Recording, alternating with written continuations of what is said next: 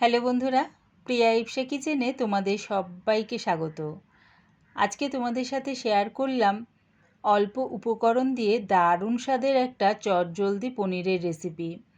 এটা তোমরা রুটি, পরোটা, নান, এমনকি ফ্রাইড রাইস, পোলাওর সাথে খেতেও দারুণ লাগে।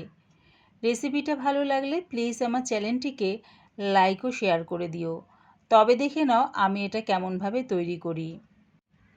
আমি এখানে পনির নিয়েছি 300 গ্রাম, আর পনিরের টুকরোগুলো এরকম চৌকো চৌকো করে কেটে নিয়েছি। আর নিয়েছি ক্যাপসিকামগুলো দেখো এরকম একটু চৌকো চৌকো করে একটু বড় টুকরো করে কেটে নিয়েছি। পেঁয়াজগুলো একটু বড় বড় টুকরো করে কেটে নিয়েছি, আর পেঁয়াজের প্রতিটা লেয়ার ছাড়িয়ে নিয়েছি। গ্যাসটাকে হাই ফ্লেমে রেখে একটা কড়া বসিয়ে দিয়েছি।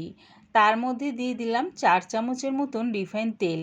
তেলটা ভালো মতন গরম হয়ে গেলে পনির, পেঁয়াজ, ক্যাপসিকাম সব একসাথে দিয়ে দিলাম তেলের মধ্যে।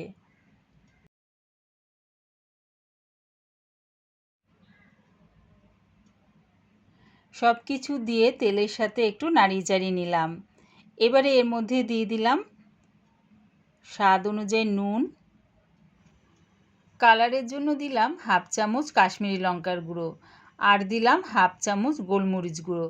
সব কিছু মিশিয়ে নিয়ে পনির, ক্যাপসিকাম আর পেঁয়াজটা বেশ হালকা করে ভেজে নেব। দেখো সব কিছু হালকা লাল করে ভাজা হয়ে গেছে। এবার এগুলো নামিয়ে নিলাম।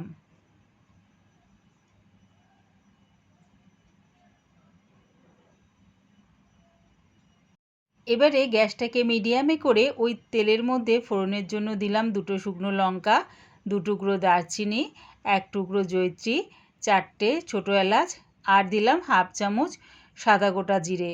যখন দেখবে ফোড়নের থেকে সুন্দর একটা গন্ধ বেরোচ্ছে, তখন দিয়ে দিলাম 2টো মাঝারি সাইজের টমেটো পেস্ট, দিলাম 1 চামচ আদা আর 1 চামচ রসুন। সব কিছু মিশিয়ে নিয়ে মশলাটা একটু কষিয়ে নিলাম। এবারে দিচ্ছি হাফ চামচ জিরের গুঁড়ো, 1 চামচ ধনের গুঁড়ো, হাফ চামচ লঙ্কার গুঁড়ো, হাফ চামচেরও কম দিলাম হলুদ গুঁড়ো, দিলাম স্বাদ অনুযায়ী নুন। নুনটা এখানে বুঝেই ব্যবহার করো, পনিরটা ভাজার সময় কিন্তু সেখানেও একটু নুন দিয়েছিলাম। সব কিছু ভালো করে মিশিয়ে নিয়ে মশলাটা দেখো বেশ কষিয়ে নিলাম। যখন দেখবে মশলা থেকে এরকম তেলটা ছেড়ে দিয়েছে, তখন গ্যাসটাকে একদম লোতে করে 3 চামচ টক দই দিয়ে দিলাম টক ভাবটাকে ব্যালেন্স করার জন্যে হাফ চামচের মতন চিনি।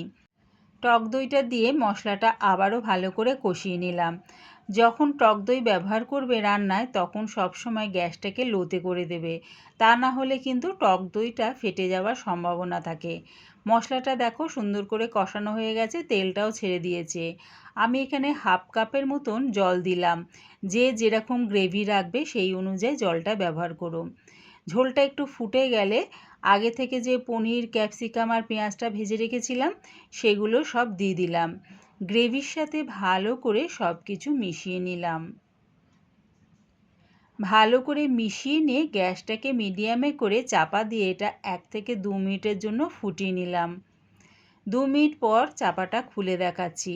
এরকম যদি চাপা দিয়ে 2 মিনিটের জন্য ফুটিয়ে নাও, তাহলে দেখবে পনিরের মধ্যে গ্রেভির স্বাদ আর গন্ধ খুব সুন্দরভাবে ঢুকে যাবে।